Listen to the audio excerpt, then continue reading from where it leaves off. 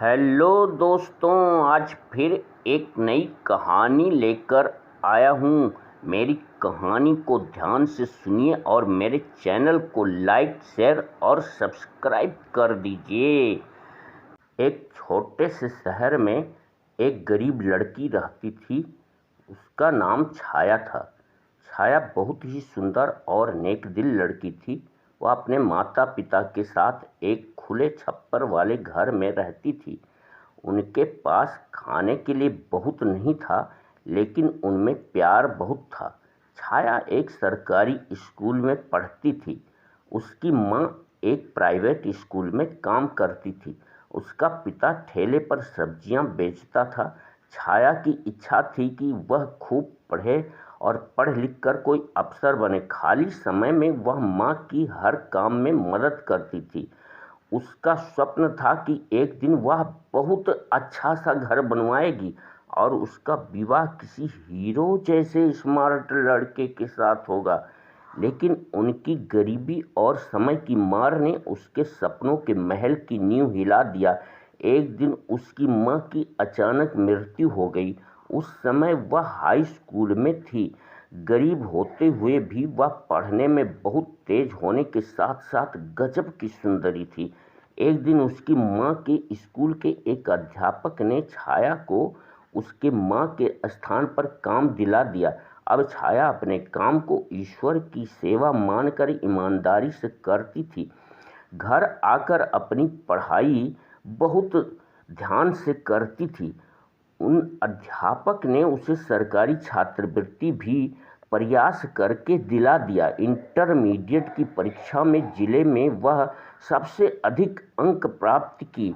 उसकी लगन और मेहनत को देखकर प्रिंसिपल ने उसकी मजदूरी बढ़ा दिया और उसे कॉपी किताब का खर्च भी देने लगे। लेकिन एक दिन अचानक उसके पिता की भी मौत हो गई। अब उसकी आंखों के सामने अंधेरा छा गया। तब मास्टर साहब ने उसे धीरज दिलाया और लड़की भी बहुत साहसी थी। उसने इस भीषण संकट में भी धीरज नहीं खोया और मास्टर साहब की मदद से अपने लक्ष्य को प्राप्त करने के मार्ग पर बढ़ चली। उच्च शिक्षा के लिए उसे बाहर जाना पड़ गया, इसलिए स्कूल की नौकरी भी छोड़नी पड़ी। लेकिन उसके लगन और परिश्रम को देखकर मास्टर साहब ने उसका नाम इलाहाबाद विश्वविद्यालय में लिखवा दिया। उसे लड़कियों के हॉस्टल में कमरा दिला दिया। सरकार से उसे छात्रवृत्ति भी दिलवाई। यहाँ भी वह पार्ट टाइम कुछ बच्चों का ट्यूशन करती। एमए की परीक्षा में उसे गोल्ड मेडल मिला।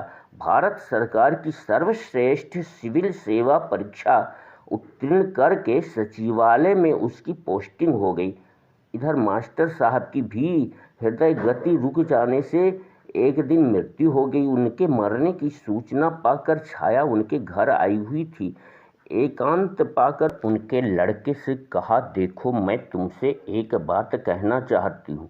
आलोक ने कहा, बताओ क्या कहना चाहती हो। छाया ने कहा, आपके पिता के मुझ पर बहुत एहसान है। अगर तुम बुरा ना मानो तो तुम एक सूत्र में बंध जाएं।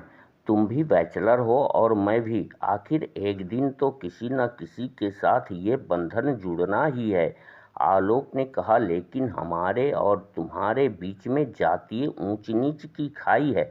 छाया ने कहा, देखो आलोक, अब दुनिया बदल गई है। इस खाई को तो हमें ही पाटना होगा।